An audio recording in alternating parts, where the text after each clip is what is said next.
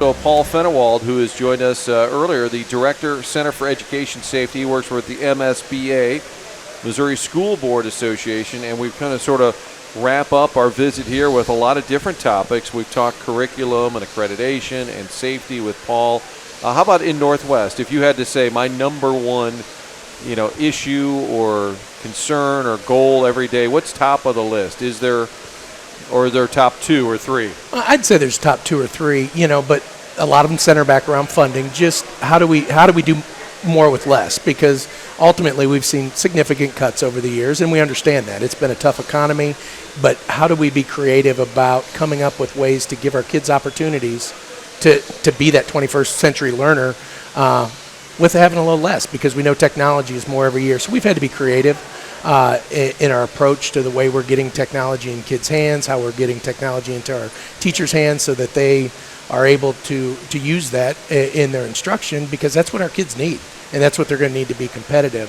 So with that, and then also being in the metropolitan area, staying competitive with our teacher salaries and other things are difficult for us. It just is. So, those factors play a large part in what we do at Northwest. Fortunately, we've been able to work together as a community, and despite making some significant cuts, we've been able to address those issues in creative ways, and I think are making progress. Not as fast as I'd like, but we're always moving forward. So that's the important part. Is there money out there for the public schools other than state funding? I mean, can you get creative? Are there local foundations or companies that want to be sort of, good citizens, and it's the neighborhood company down the road? Is that an avenue that works for schools? Absolutely. There's some schools that do some wonderful business partnerships.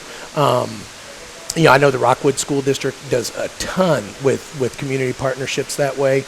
We do some. Unfortunately, we don't have a lot of industry. We're kind of a bedroom community, so again, finding those good partners a little difficult. But certainly our chamber, for kind of our local small businesses, does a lot with our school for everything from career days and scholarships and different talks and things. So again, we're finding those ways that work within our community. From a grant perspective, there's always grants out there.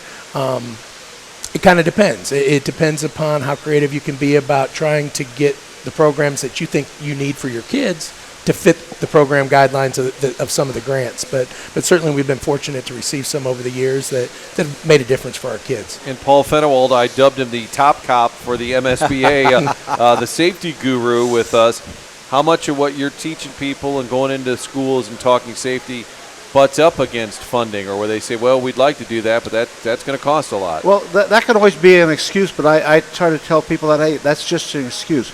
School safety isn't about having money to do stuff, because that doesn't ensure, spending a ton of money on school safety doesn't ensure that we're creating the environments where every kid can reach their full potential in education. That's what Dr. Ziegler's about and what we're all about, every person at this conference here. It's about, as you talked about earlier, these relationships and figuring out unique ways to create environments and figuring it out at that local community level, how to do things like emergency planning and securing our schools and behavioral risk to try to make sure that we have a positive school environment and a nurturing culture around the school, so that if a kid knows about something bad's going to happen, somebody's going to bring a gun to school or something like we saw in the northwest part of the state just a couple of weeks ago. Another kid is aware of that and tells an adult and prevents something bad from happening. So again, it's about relationships. It's about coming together in a collaborative fashion. And again, I really applaud Ittner for leaning forward on things like the symposium in education, safety for education, that we had a couple weeks ago in St. Louis, because it brought a lot of people from different backgrounds together,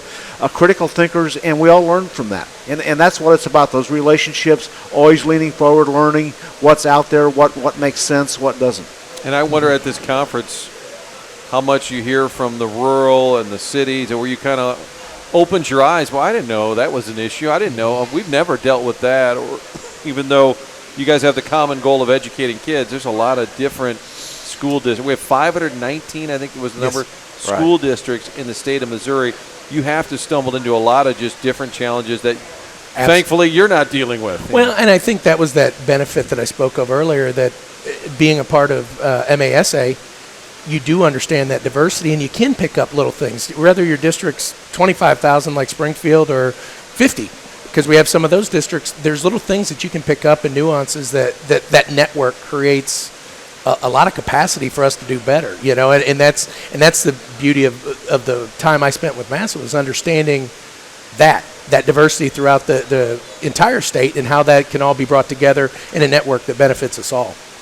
Dennis, what a great panel. You guys have done it again, and I want to point out to our listeners, maybe parents or teachers who happen to pick up a minute here or 5 minutes there, all of the symposiums, all of our panel discussions end up back on the web at Ittner Architects. You guys have it on your website, and you guys also make the investment to roll video and make it into a TV production on top of being a radio segment. So for people who want to go back and revisit a safety symposium or any of our roundtables, they can do that on the Ittner website. They are the Architects of Education. Dennis Young, President and CEO.